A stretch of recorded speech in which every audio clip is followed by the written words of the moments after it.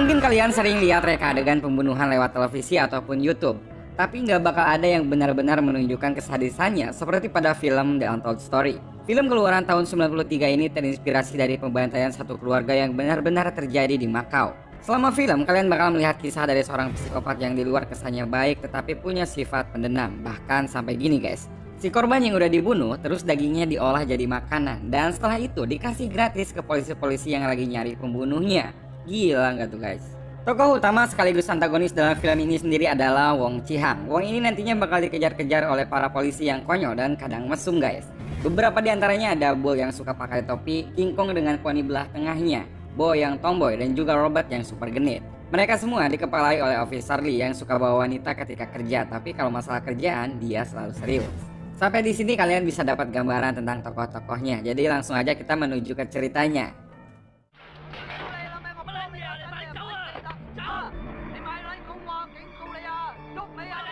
Film ini dimulai di tahun 78, tepatnya di Hong Kong. Ada dua orang yang berdebat soal uang. Pria yang pakai baju warna hitam ini kayaknya nggak mau ngasih pinjaman ke temannya gara-gara dia belum bayar hutang yang sebelumnya. Lalu karena nggak terima, dia akhirnya ngebunuh pria dengan baju hitam tersebut. Disinilah kita dikenalin sama karakter Wong Chi-hang yang nggak cuma ngebunuh tetapi juga ngebakar temannya hidup-hidup.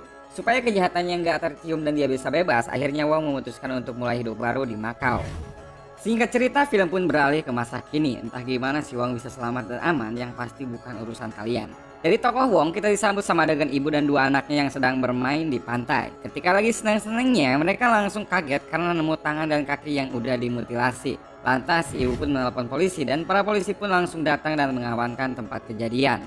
Mungkin di titik ini kalian berharap ada adegan investigasi yang serius dengan segala prosedur yang ada. Tapi di sini kalian gak bakal nemuin hal itu. Malahan kehadiran detektif-detektif ini justru terkesan pada males semua. Ketika mereka berempat datang ke TKP, nggak ada yang mau untuk melihat barang bukti karena mereka mager buat ngurusin soal potongan-potongan tubuh. Semuanya saling nunjuk, hingga akhirnya Bo lah yang disuruh karena dia yang paling junior.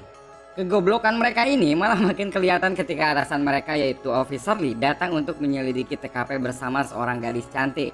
Ketika Lee sedang melihat bagian mayat yang udah busuk tersebut, Robert justru curi kesempatan buat ngerayu gadis yang datang bareng Officer Lee.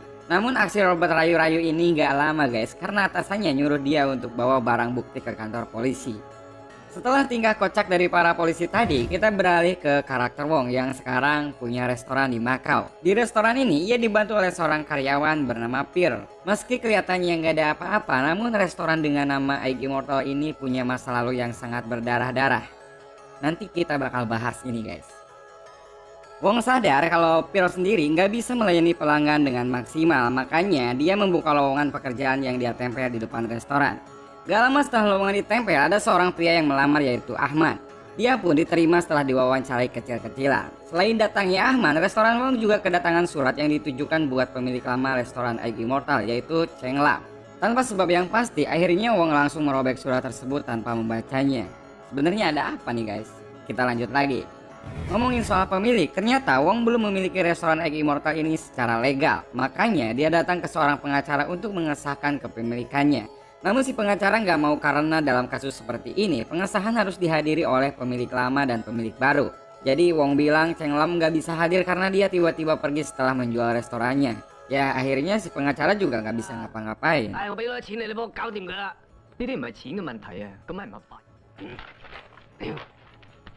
Di sisi lain, Officer Lee datang ke kantor polisi dengan teman wanitanya dan menyuruh semua anak buahnya untuk bekerja cepat dan mencari siapa korban ini dengan mencocokkan dari sidik jarinya. Dan setelah itu, Bo dan King Kong pun pergi untuk mengambil sampel sidik jari dari mayat yang mereka temukan di pantai tadi. Karena baunya yang benar-benar menyengat, mereka pun sampai harus nutup hidung dan juga nutup mata. Bahkan salah satu jarinya ada yang terputus, dan singkat cerita setelah itu mereka pun berhasil menemukan identitas dari mayat tadi. Setiap malam ada kebiasaan Wong bermain mahjong, dan di sini dia jago banget main sampai dapat banyak uang. Tapi ternyata Wong selalu curang saat main, dan kecurangan itu dilihat sama karyawannya yaitu Ahmad. Sampai-sampai Wong memarahi Ahmad karena nggak terima ditegur main curang. Keesokan harinya tiba-tiba ada surat yang datang lagi. Cuma kali ini surat itu datang ke kantor polisi. Pas dibuka sama Robert, surat yang berasal dari Cina itu berisi permintaan seseorang untuk mencari saudaranya. Si pengirim surat itu khawatir karena saudaranya itu Cheng Lam udah nggak pernah ngirim uang lagi ke orang tuanya. Di saat yang bersamaan, Officer Lee datang untuk meninjau kerja anak buahnya. Bo langsung datang dengan bangga ngasih tahu soal identitas sang mayat. Dia merupakan Chang Lai-chun, yaitu ibu mertuanya Cheng Lam. Tapi bukannya dipuji oleh Officer Lee, dia justru dimarahin karena nggak langsung pergi ke rumahnya untuk nyari petunjuk. Tapi intinya surat dan mayat itu tentu punya satu kesamaan, yaitu ada hubungannya dengan Cheng Lam. Di sisi lain, Wong di sini masih kekeh ingin memiliki restoran Cheng Lam. Dia pun kembali ke kantor pengacara dengan bawa kartu identitas Cheng Lam dan istrinya. Dan seperti yang bisa ditebak, si pengacara ini masih aja kekeh gak bisa nolong Wong. Wong yang udah kehabisan akal pun mencoba untuk menyogoknya, tapi semua itu gak berhasil. Dari kantor pengacara, akhirnya Wong pun langsung pulang ke restorannya. Namun tiba-tiba dia dikagetkan dengan pemandangan Ahmad yang lagi ngomongin soal kecurangannya sama Pir. Mereka pun sadar ternyata ada Wong dan mereka langsung berpura-pura ngomongin yang lain. Namun kelihatan Wong udah tahu dan si Wong ini makin dendam sama si Ahmad. Malam pun tiba dan restoran pun tutup. Ketika si Ahmad ini lagi membereskan kasurnya, tiba-tiba si Wong langsung nancepin sumpit ke matanya sampai si Ahmad kesakitan dan tersungkur. Ahmad gak mau menyerah nih guys dan langsung meraih kaki Wong dengan erat. Wong dengan dendam yang berapi-api memukul kepala Ahmad lebih keras lagi sampai dia mati.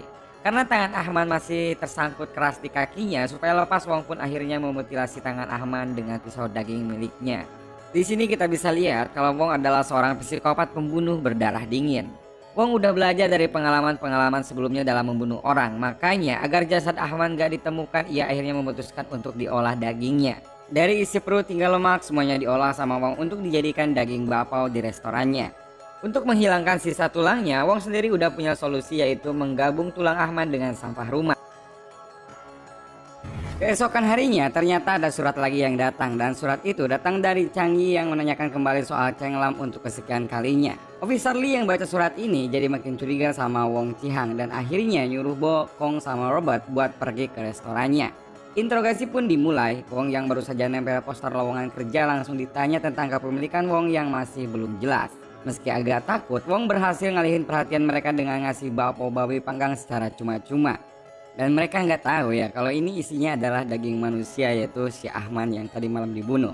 Setelah itu ada satu lagi kekhawatiran Wong, yaitu si Pil. Dia curiga Pil ngomong macam-macam soal dirinya ke Bo, meski pada kenyataannya dia nggak ngomong apa-apa. Di hari itu juga malamnya restoran tutup dan Pil berniat untuk bicara ke Wong soal sesuatu. Dia ternyata ingin berhenti kerja untuk merawat ibunya. Awalnya Wong membolehkan, tapi ternyata itu cuma bohong guys. Di sisi lain jiwa psikopatnya justru kembali berulah. Berbeda dengan Ahmad yang langsung dihabisi sama Wong, untuk kasus ini dia main-main dulu sebentar dan ngebiarin dia lari-lari lalu diperkosa sampai puas. Setelah secara paksa memuaskan hasratnya, dia pun langsung memasukkan sekepok sumpit ke lubangnya sampai dia mati. Anjing, ngilu banget di sini guys. Keesokan harinya, Bull bertanya-tanya soal Cheng Lam ke salah satu pelanggan setianya yang merupakan penata rambut atau tukang cukur ya guys. Meski dia nggak tahu kemana perginya Cheng Lam, tapi tukang cukur ini ternyata tahu kalau Cheng Lam punya saudara bernama Cheng Pon yang lagi di penjara. Informasi ini Bull kasih tahu ke Officer Lee dan bersamaan Kong juga bilang kalau pemilik sah restorannya masih tetap Cheng Lam. Selain itu, Boy juga dapat info kalau anak-anak Cheng Lam udah lama nggak masuk sekolah dan menghilang secara tiba-tiba. Dari sini Officer Lee sudah merasa benar-benar ada yang aneh dengan restoran itu, termasuk curiga dengan pemiliknya yang sekarang yaitu si Wong. Dan dia pun mengajak anggotanya untuk menemaninya datang langsung ke restoran itu. Kedatangan polisi buat kedua kalinya ternyata bikin Wong grogi, apalagi ketika Bull nanya soal kemana perginya Pir. Officer Lee yang jago soal interogasi pun langsung mengajak Wong ke atas untuk melihat-lihat, dan seperti dugaannya Wong masih menyimpan banyak sesuatu soal keluarga Cheng Lam. Tapi tetap saja Wong punya 1000 alasan untuk menghindarinya dan di sini dia masih tetap aman. Untuk mencari barang bukti lebih, Officer Lee langsung menugaskan anak buahnya untuk memata-matai restoran Wong. Dari sini Wong udah makin terpojok dan merasa harus cepat bertindak. Akhirnya dia buru-buru menutup tokonya dan langsung membuang semua bukti-bukti yang Officer Lee tadi lihat, termasuk KTP dan barang-barang penting lainnya yang berkaitan dengan Cheng Lam. Bo dan teman-temannya yang sedang memata-matai melihat si Wong keluar untuk membuang barang bukti. Setelah membuang bukti-bukti itu, akhirnya Wong berusaha untuk melarikan diri. Officer Lee yang tahu soal hal ini langsung menyuruh anak buahnya untuk berpencar. Bo dan Robert disuruh mencari sampah yang dibuang oleh Wong tadi, sedangkan Lee bersama King Kong dan Bull mengejar Wong yang ingin kabur. Setelah berhasil menemukan Wong di pelabuhan, Wong pun ditangkap dan dibawa ke kantor polisi untuk dimintai keterangan lebih lanjut. Untuk pembunuh seperti Wong, dimintai keterangan dengan cara baik-baik adalah hal yang nggak mungkin. Cuma dengan kekerasan jalan satu-satunya. Wong yang babak belur pun berusaha kabur dan menjadikan tubuhnya sebagai senjata, yaitu pura-pura jadi korban ke hadapan media. Hal ini membuat reputasi kepolisian jadi buruk sehingga mereka nggak bisa ngapa-ngapain lagi. Dan untungnya di sini, Officer Lee punya ide yang cukup cemerlang, yaitu dengan memasukkan Wong ke dalam penjara yang satu tempat dengan saudara Cheng Lam, yaitu Cheng Pon. Cheng Pon yang tahu hal ini tentunya sangat dendam dan berusaha untuk membalasnya, dan yang terjadi Cheng Pon dan anak buahnya langsung menganiaya Wong tanpa ampun. Badan Wong dihajar habis-habisan sampai rusak dan gak karuan. Selain luka luar, bagian dalam badannya juga luka parah sampai dia kencing darah. Daripada disiksa terus sama gengnya Cheng Pon, Wong mutusin buat bunuh diri dengan cara menggesekkan pergelangan tangannya ke tempat sampah. Dan meski kehilangan banyak darah hampir mati, para dokter pun akhirnya berhasil menyelamatkannya. Mental Wong ternyata bener-bener gak goyah dan kuat banget guys. Bahkan ketika udah babak belur dan dirawat di rumah sakit, dia pun masih sempat menyandra salah satu perawat dengan harapan bisa kabur. Wong yang benar-benar kuat ini harus dilumpuhkan dan dibikin ngaku dengan cara yang lebih sadis lagi. Caranya adalah dengan menyuntikkan zat kimia yang bikin dia teler selama 3 hari dan diganggu terus-terusan sampai gak dibiarin bisa tidur. Selain para polisi, ternyata suster yang tadi disandra juga ikutan balas dendam dengan menyuntikkan air putih ke punggung Wong supaya dia nggak bisa rebahan. Setelah 3 hari yang melelahkan, akhirnya Wong pun mengalah dan akhirnya ngaku kalau dia ngebunuh satu keluarga Cheng Lam yang berjumlah 8 orang. Dari pengakuan Wong, kita langsung beralih ke flashback di mana Wong masih bekerja di restoran Cheng Lam. Awalnya, ketika mereka bermain mahjong, mereka tidak mau membayar kemenangan Wong. Karena Cheng Lam tahu Wong bermain curang. Dari situlah percekcokan semakin panas sampai akhirnya Wong memukul kepala Cheng Lam dengan botol. Gak cuma itu, dia juga mengikat Cheng Lam beserta semua anggota keluarganya. Istri Cheng Lam juga terpaksa mengikat anak-anaknya sebelum dia sendiri akhirnya diikat oleh Wong. Dan dari sini kalian mulai melihat adegan yang jauh lebih sadis dari 3 adegan pembunuhan sebelumnya.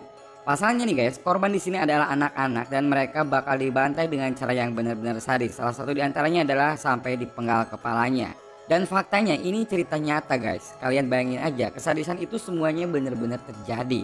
Wong pikir dia udah beres setelah membantai Cheng Lam dan keluarganya, namun ternyata dugaannya salah.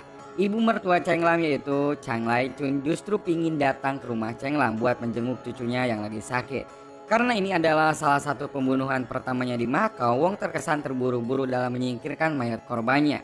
Alhasil, tangan dan kaki Chan yang ia buang di pelabuhan justru menjadi awal dari nasib buruknya. Nah, ini yang tadi ditemuin di pantai nih guys.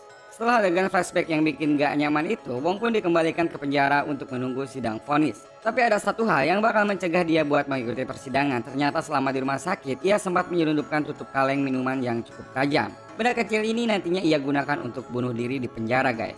Supaya nggak ketahuan, ia sudah bersiap-siap dengan menyiapkan banyak selimut. Masuk akal sih ya, karena selimut-selimut itu nantinya bakal menahan darah Wong supaya nggak menetes.